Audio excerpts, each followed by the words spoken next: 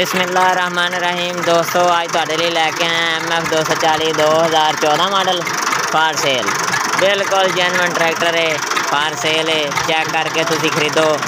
तुसी ट्रैक्टर का stroke check करो, बड़ा प्यारा स्ट्रोक है। इंजन इस ट्रैक्टर का तकरीबन अजे तक 14 ने। इस ट्रैक्टर का इंजन पे आवाज़ चेक करो। इस ट्रैक्टर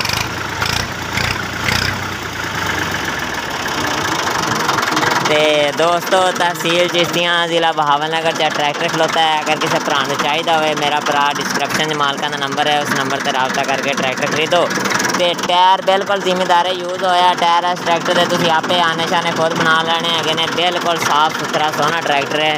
नंबर इस ट्रैक्टर ने बहावलनगर का लगे तो मगर हिच भी इस ट्रैक्टर से लगी, चेक करो तो करना तो जल्दी जल्दी सेल करना है दोस्तों।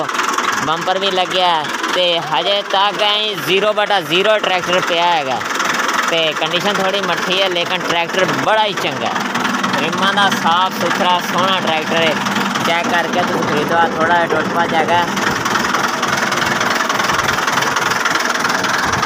तो कागज कापी हर से क्लीयर है। तो मालिक इस ट्रैक्टर की डिमांड कर रहे हैं। भाई इस ट्रैक्टर की कितनी डिमांड मालिका ना गल करो जी। 8.5 लाख रुपये भाई आ सामने आया जी मानक ट्रैक्टर की कितनी डिमांड कर रहे हैं जी भाई जान?